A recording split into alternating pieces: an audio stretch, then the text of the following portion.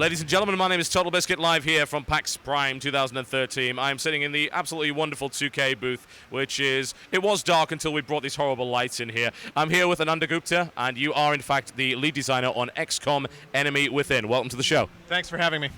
All right, so I did get to play a good amount of it. I am happy to say most of my guys didn't get shot to pieces, although I think I lost most of the valuable ones. But hey, there we go. Well, that's XCOM. It is, very much so. Okay, so what we'd like to do today, of course, is to talk about all the changes that are coming forward with XCOM Enemy Within. We're going to be focusing on the tactical element of that. You are going to be announcing more stuff about the strategic element later on. Yep. But you have recently announced, so why don't we start with this? You've recently announced a new enemy type, that being the Seeker. I'd love to hear what that's all about. So the Seeker is the second new alien that we're introducing in XCOM Enemy Within, and it's definitely a different kind of alien. We actually ended up having to write pretty much a whole new AI for him because he's our first sort of hit-and-run assassin alien. He cloaks, so he can turn invisible up to a limit. He has fuel on his cloak, yep, which is important because he's in multiplayer, and he has a strangle attack with his tentacles. And what's interesting about him is his AI leads him. If you discover him or if he comes across you in a patrol, he won't necessarily close right to battle. That group might split. One of them might attack, another one might run away, and wait until you're fighting some other aliens. Right? They really love to attack you when you're distracted with some other group, and they really, really love to go after soldiers who are alone, who can't see any of their squad mates. And I think this will bring a really fun element to battles involving Seekers, where your people who are accustomed to leaving those snipers way in the back to plink away at the enemy with impunity, they might find themselves getting hugged. Now, this new enemy type is only one of just a massive selection of changes that you've put in, and a number of which we actually ran in through during our playthrough and were quite surprised by, say, changes to the current soldier talents and abilities, changes to the way that aliens actually interact with your squad. Instead of just running away after you discover them, for instance, certain enemies can be set into Overwatch. Can you tell us a little bit more about some of those changes that maybe weren't so obvious to people from your initial announcement? Oh yeah, absolutely. So, right. So certain aliens don't use cover, and so it doesn't really make sense when they are discovered or when they patrol to you for them to scamper into cover, right? So obviously, it makes more sense for them to prepare Overwatch. Now they won't shoot at you. They won't shoot at the unit that discovered them. They won't. That would be kind of unfair unless you activate one of our new second wave options, which is called Itchy Trigger Tentacle. Itchy Trigger Tentacle lets those aliens have a 50% chance of firing instead of going into Overwatch. Wow, that's just a little bit old school there. Is that a nod to the original one, it seems? It is. It is a little bit of a nod to the original where you did kind of get some shots out of the darkness. And I think we definitely wanted to make that a second wave option so you can opt into it, but that's definitely one of the behaviors we've changed. Nice, yeah. You guys have very much set up the idea of XCOM Enemy Unknown as being kind of its own thing, even though there's so many nods back to the original. You did make some very specific design decisions, and you have good reasons for them. One of them I'd like to talk about, something that people have been mentioning since the announcement of the expansion is, will the UI be improved in certain ways to make it more obvious as to what you could shoot at, what you can't shoot at, and things like that. You explained to me earlier about the idea of line of sight. Now, can you tell me why you've chosen not to give an indicator to players as to whether or not they're going to have a good line of sight before they take their move? Well, yeah, there are two reasons. One is that intuitively actually doesn't really make sense, right? I mean, if you're on the battlefield from the point of view of the soldier, you're looking at places to go, you don't necessarily know what you can see and can't see from a particular vantage point. So telling you in the UI didn't make a huge amount of sense. But also, that UI, we actually experimented with it, and people started paying attention to nothing but that UI. And we want you to pay attention to the battlefield, not sort of artificial indicators. And obviously, in a strategy game, there's going to be some of that, but it was really pulling people out of the situation and sort of demystifying it. And that's something, it's our duty to preserve. Okay, that's a reasonable explanation. I can go with that. But I'll give you another UI note, which is something that we did definitely want to do once we found out about some fan feedback. So on the strategy layer, in squad selection, there's a new button called Make Items Available. You can click it, and then any soldier who is not in your current lineup will drop all of their items into the locker.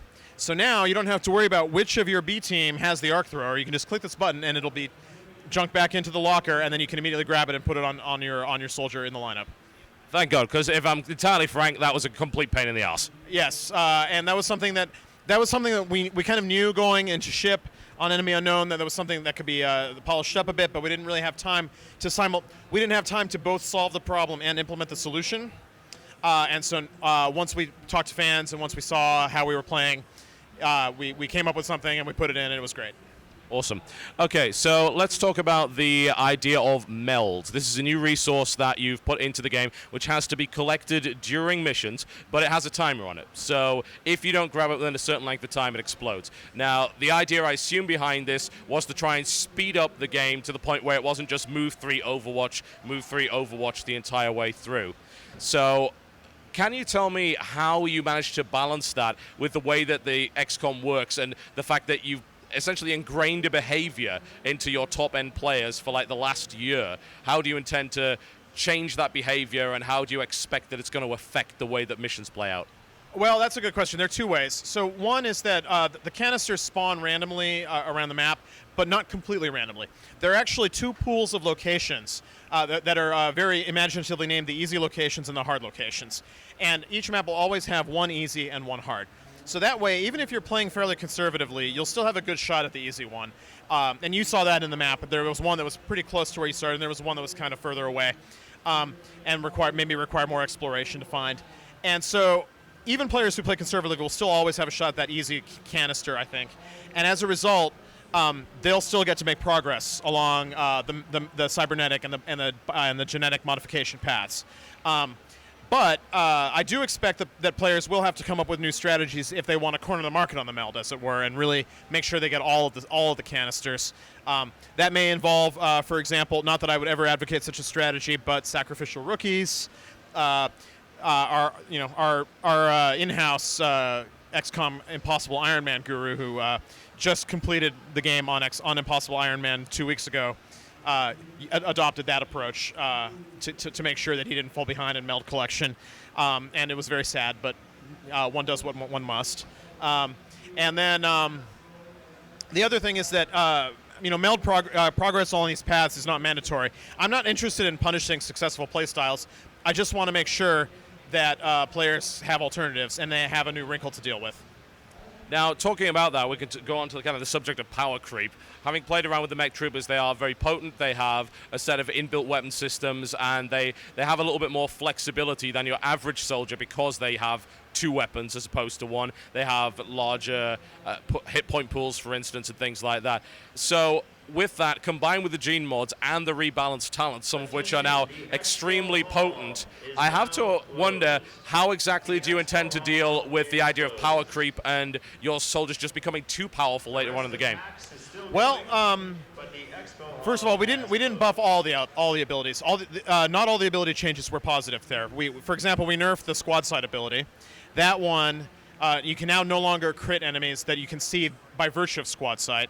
So in other words, you can still crit enemies that you can see normally, but if there's an enemy that you can target via squad sight only, you can't crit him unless you use headshot. That's one. Another is that the heat ammo ability, it now no longer doubles damage. It only adds 50% damage. That's because we added 2 new robotic aliens, and so suddenly that heat ammo ability became much wider in scope and usefulness, and so we decided to reduce its power. So there has been definitely some power creep, some reduction in soldier abilities, but on the whole, yeah, the mechs are great. Now, and the gene modded soldiers are, because they can also be psionic, they can become very, very powerful. But mechs can't use cover, so they're easier for the aliens to hit.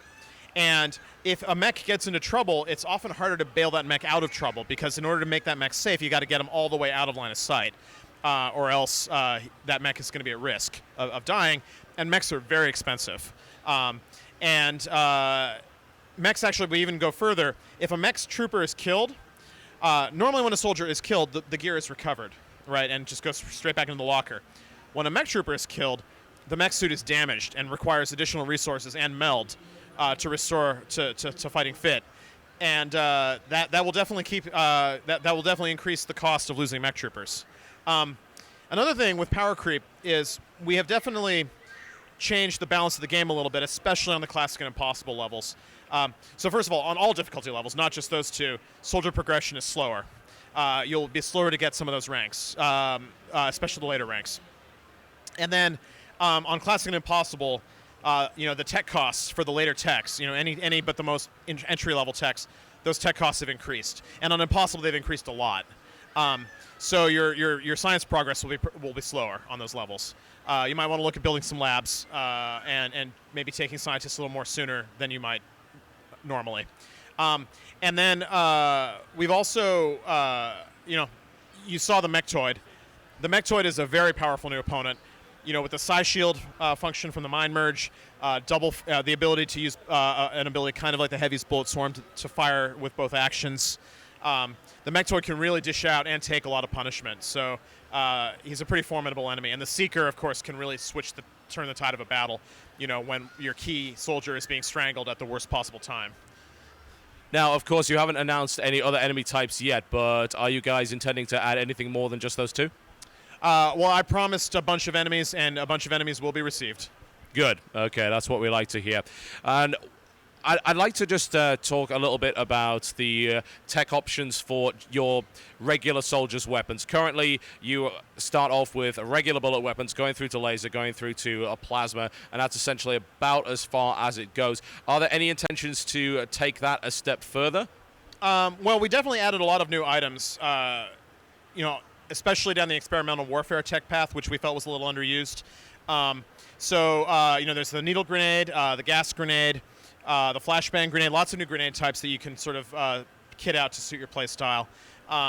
We added the Mimic Beacon, which is a throwable unit, throwable grenade-like object that attracts enemies, or at least some enemies. Robots aren't fooled, and psionic enemies are too smart. We even upgraded the Shiv a little. There's now a new Foundry project for the Shiv called the Sentinel module that gives the Shiv an ability kind of like Close Combat Specialist. We've also, and some of the Foundry projects that benefit mechs also benefit Shivs. So we've definitely added additional sort of base level soldier functionality, including tactical rigging, which is a new Foundry project. It's pretty expensive. It's available early though, and it gives all soldiers double inventory, 2 inventory slots. I think that's a pretty fun thing to do, so that now if you want to experiment with some of these new grenades, you don't have to give up your scope. Nice. Okay, that makes a lot of sense. One thing I would ask as well, we already know that you have several new maps. We saw in the theater presentation a hydroelectric dam. We just tried out a farm map, which is a nice little nod back to the original XCOM games. Does that also mean additional mission types? I'm strongly looking forward to talking about new mission types. Right, excellent. That's all I needed to know. All right. Now, couple of just small questions, I suppose, just to round us off. How do you expect these changes to actually affect the multiplayer? I have played the multiplayer. It was a very interesting experience, let's just put it that way. Hopefully not in the Chinese proverb sense. In certain ways it was, in certain ways it wasn't. Just in the sense of point balance was a little strange. The way that certain units operated was a little bit odd. Have you guys gone back and had another look at the multiplayer in terms of its balancing? And how do you feel these new additions will actually affect it? We have done a points pass on multiplayer. It was sort of a surgical pass. We definitely went in on specific problem areas. For example, I am always a little bit paranoid about area of effect attacks, and I think those were overpriced in multiplayer because I was always worried about the worst case area of effect attacks. And so now, a lot of grenades are lower cost. Some of the baseline units like XCOM rookies were probably too expensive. So I think we've definitely gone through and changed some point costs on the multiplayer side, and I think that the new units, the Mechtoid and the Seeker, will really add to the multiplayer. The Mechtoid provides a really good bruiser unit who combos well with Sectoids because of his Mind Merge capability.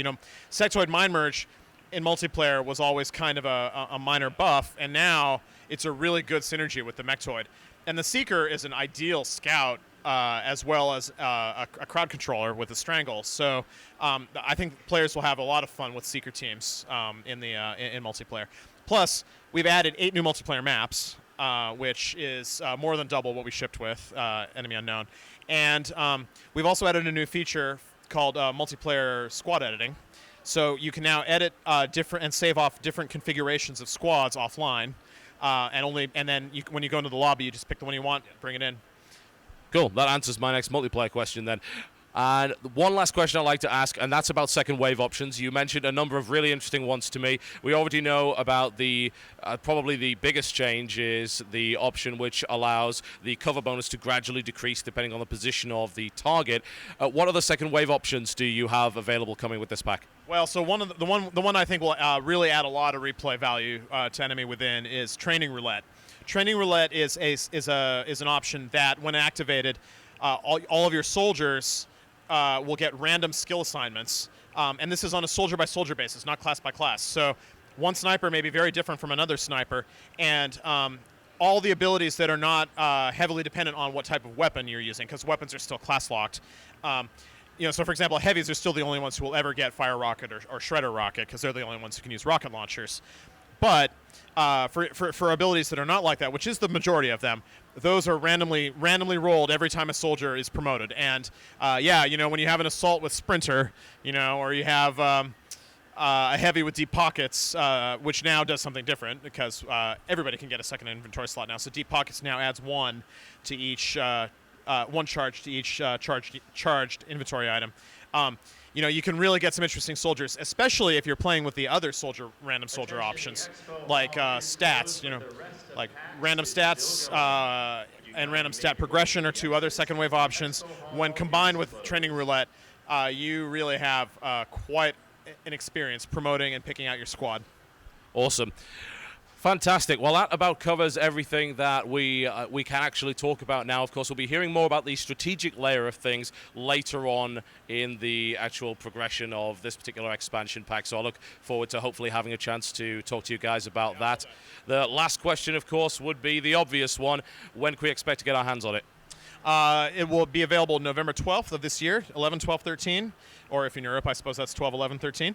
And, or 12, 15, 13. And on Xbox 360, on PS3, on PC, and Mac. And on Xbox 360 and PS3, we are shipping the Commander Edition, which is one disc with Enemy Within, Enemy Unknown, and all the DLC that we've released. So Elite Soldier Pack, Operation Slingshot, and the second wave update. Ladies and gentlemen, there you go. Little bit, or should I say a boatload of information for the upcoming XCOM expansion pack, Enemy Within. Thank you very much for talking with us today. Thanks for having me. I'll see you next time.